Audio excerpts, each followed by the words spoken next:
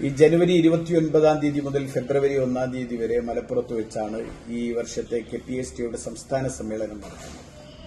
വിവിധ വിദ്യാഭ്യാസ സമ്മേളനവും സാംസ്കാരിക സമ്മേളനവും നിരവധി സാമൂഹ്യ പ്രശ്നങ്ങൾ ചർച്ച ചെയ്യുന്ന, അതുപോലെ തന്നെ അവകാശ പ്രശ്നങ്ങൾ ചർച്ച ചെയ്യുന്ന, കഴിഞ്ഞ ഒരു 9 വർഷമായി കേരളത്തിലെ അധ്യാപകരെ ക്രൂരമായി പീഡിപ്പിച്ചുകൊണ്ടിരിക്കുന്ന ഒരു സർക്കാരിനെതിരെയുള്ള ഒരു വലിയ പോരാട്ടത്തിന് തന്നെ നേതൃത്വം നൽകിയ സംഘടനയാണ് KPST.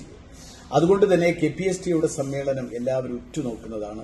മാത്രമല്ല നിരവധി ചാരിറ്റി പ്രവർത്തനങ്ങൾ, ഉമ്മൻചാണ്ടി ഭവനത്തിന്റെ താക്കോൽ കൈമാറ്റം അടക്കമുള്ള നിരവധി പരിപാടികൾ, ചാരിറ്റി പ്രവർത്തനവും സാംസ്കാരിക സമ്മേളനവും വിദ്യാഭ്യാസ സമ്മേളനവും അതേപോലെ തന്നെ സർവീസ് സംഘടനാ പ്രമേയങ്ങളും ഒക്കെ ചേർത്തുകൊണ്ടുള്ള ഒരു വലിയ സംസ്ഥാന സമ്മേളനത്തിനാണ് ഇപ്രാവശ്യം KPSTയെ തയ്യാറായിട്ടുള്ളത്.